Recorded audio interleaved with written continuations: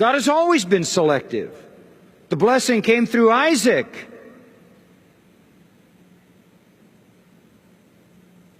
Then the blessing came through Jacob.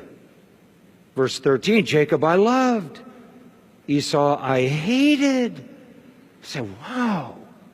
You mean God is that discriminating?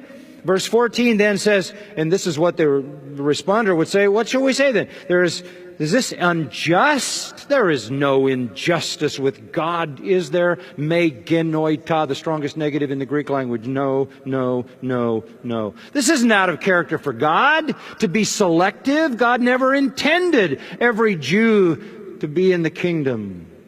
For he says to Moses, verse 15, God says, I'll have mercy on whom I'll have mercy.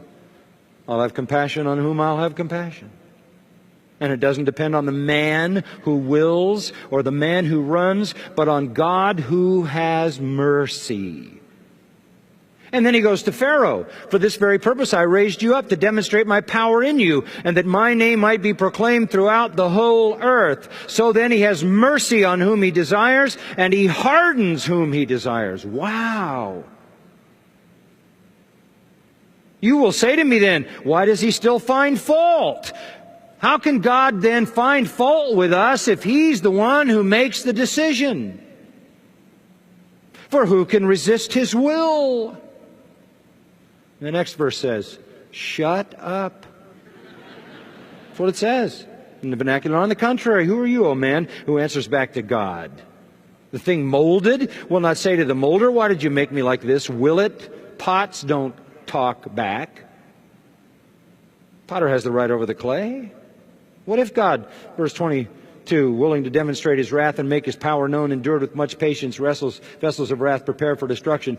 Do you understand that God has a right to put his wrath and his judgment and his justice and his fury on display to his own glory as much as he has a right to put his mercy and his grace on display to his own glory?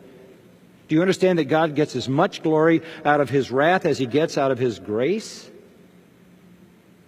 Paul understands that this is a sovereign work, and that God is not unjust.